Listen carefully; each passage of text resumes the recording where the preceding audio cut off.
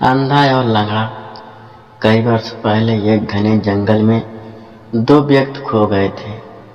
पहला था रामू, जो अंधा था।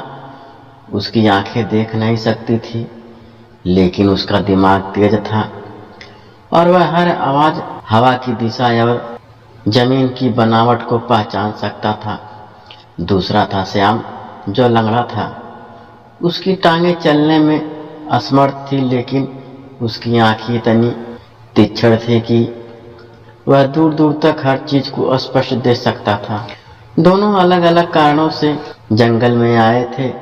रामू अपने गांव से लकड़ी लेने और श्याम अपनी भेड़ों को चराने।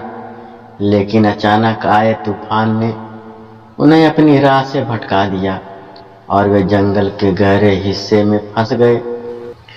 सूरज डूबने लगा था और जंगल की अंधेरी छाया चारों ओर फैलने लगी।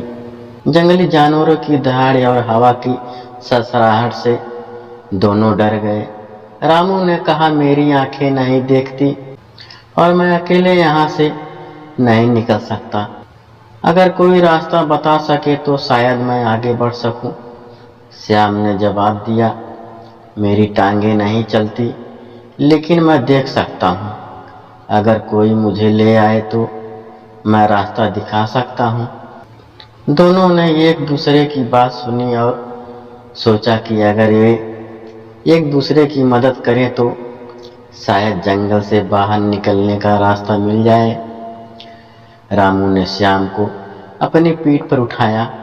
श्याम ने अपनी तेज नजरों से जंगल में एक पगडंडी देखी जो दूर पहाड़ियों की ओर जाती थी। उसने रामू को दिशा निर्देश देना शुरू किया, बाएं मुड़ो, अब सीधे चलो। हाँ, यहाँ से एक छोटा सा रास्ता दिख रहा है। रामू ने श्याम की आवाज पर भरोसा किया और हर कदम सावधानी से बढ़ाया। उसकी मजबूत टांगें श्याम को ले जाने में सक्षम थी और श्याम की आंखें रामू को रास्ता दिखाने में। रास्ता आसान नहीं था।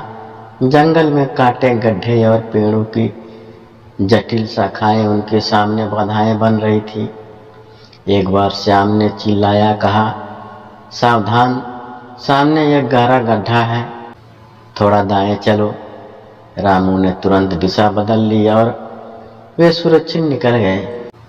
फिर एक और बार एक जंगली सांप की फुफकार सुनाई दी। श्याम ने उसे देखा और रामू को चेतावनी दी, बाएं से हटो, वहां एक और सांप है। रामू ने तुरंत कदम रोके और श्याम की सलाह से रास्ता बदला। इस तरह दोनों एक दूसरे की कमजोरियों को अपनी ताकत से पूरा करते हुए आगे बढ़ते गए। रात और दिन बदलते गए, लेकिन उनकी उम्मीद नहीं टूटी। शाम की आंखें रास्ता देखती रही और रामू की टांगें उन्हें उस रास्ते को ले गई। कई बार भूखे और थकान ने उन्हें परेशान किया, लेकिन वे एक दूसरे को हिम्मत देते रहे। रामू ने कहा, तुम्हारी आंखें मेरी आंखें हैं और मैं तुम्हारी टांगें हूँ। हम साथ हैं तो डरने की कोई बात नहीं। श्याम ने मुस्कुराते हुए कहा, हाँ, हम एक दूसरे के लिए बने हैं। तीसरे दिन की सुबह जब सूरज की पहली किरणें जंगल को रोशनी करने लगी, श्याम ने दूर एक गांव की झोपड़ियां देखी। वह खुशी से चिल्लाया, रामू देखो, वहां एक गांव है, बस थोड़ा और चलो। रामू ने अपनी सारी ताकत लगा दी और अंततः वे जंगल से बाहर निकल गए। गांव वालों ने उन्हें देखा और उनकी कहानी सुनकर हैरान रह गए। उन्होंने दोनों की मदद की, भोजन दिया और उसकी मित्रता की तारीफ की।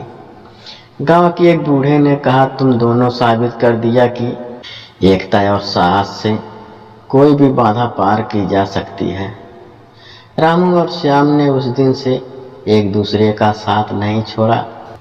वे समझ गए कि उनकी मित्रता ही उनकी सबसे बड़ी ताकत थी। जंगल से निकलने के बाद उन्होंने अपने जीवन को एक साथ बिताने का फैसला किया। रामू ने श्याम को अपने घर में जगह दी और श्याम ने रामू को अपनी आंखों से दुनिया दिखाई। उनकी यह मित्रता गांव में मिसाल बन गई और लोग उन्हें अंधे लंगड़े के दोस्त के नाम से पुकारने लगे। सीख अंधे और लंगड़े की मित्रता हमें कई महत्वपूर्ण सबक सिखाती है, जो न केवल व्यक्तिगत जीवन में बल्कि समाज में भी लागू होते हैं।